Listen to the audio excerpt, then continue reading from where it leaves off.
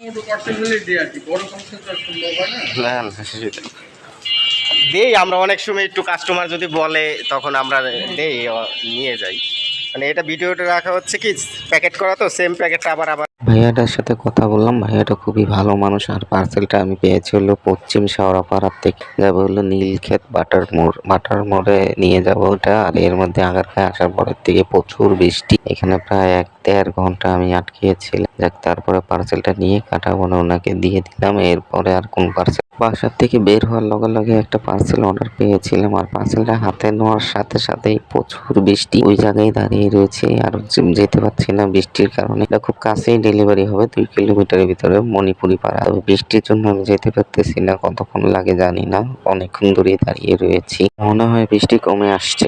একটা পার্সেলের রিকোয়েস্ট চলে আসছে, আর পার্সেলটা এই যে আমি নিয়ে নিয়েছি। 6তলার থেকে আনতে হয়েছে। এটা হচ্ছে পীরের বাগ শিমুলতলার থেকে নিয়ে যাব গুলশান 1 ক্যাম্বিয়ান স্কুল অ্যান্ড কলেজের সামনে। যে আমি চলে আসছি, আর ওই যে ওনাকে দিয়ে দিয়েছি আমি। আর এটার ভাড়া আমি পেয়েছি 200 টাকা বরাবর। যাক, আলহামদুলিল্লাহ।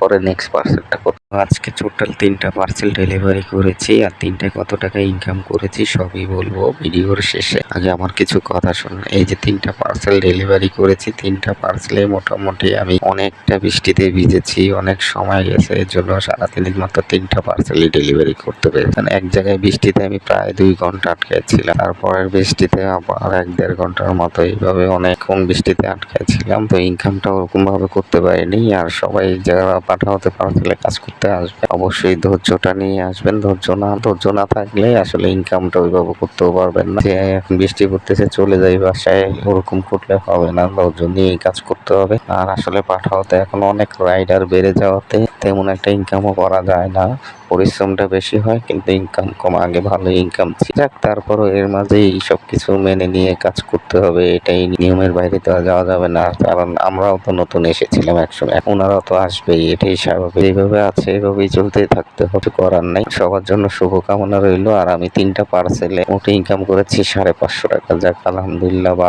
এর ভিতরে পাঠার কমিশন বাদ দিতে হবে, কমিশন যদি বাদ দিই প্রায় 420-30 টাকার মতো ইনকাম করেছি। আলহামদুলিল্লাহ, ভালোই ইনকাম করেছি। আর সবাই আমার ইউটিউব চ্যানেলটা সাবস্ক্রাইব করে দিবেন, ফেসবুক পেজটা ফলো দিয়ে পাশে থাকবেন নতুন নতুন আরো ভিডিও নিয়ে আসার জন্য। সবাই আমার জন্য দোয়া করবেন যেন আমি সুস্থভাবে ভালোভাবে কাজ করতে পারি, আর আপনাদের জন্য ভালো ভালো টিপস নিয়ে আসতে পারি, ভালো ভালো পরামর্শ দিতে পারি। সবাই বিশেষ করে আমার জন্য একটু দোয়া করবেন। ইদানিং শরীরটা তেমন একটা ভালো যাচ্ছে না, কাজে তেমন একটা বের হতেও পারছি না। এর মাঝেও কাজ করতেই হবে, কিছু করার নাই। তো এর জন্য সবার কাছে দোয়া চাইতেছি, ভালো বেশি বেশি কাজ করতে পারি, যেন সবাই আমার জন্য একটু দোয়া করবে। আজকের জন্য এই পর্যন্ত, সাথে আবার নতুন ভিডিও নিয়ে দেখা হবে। আল্লাহ।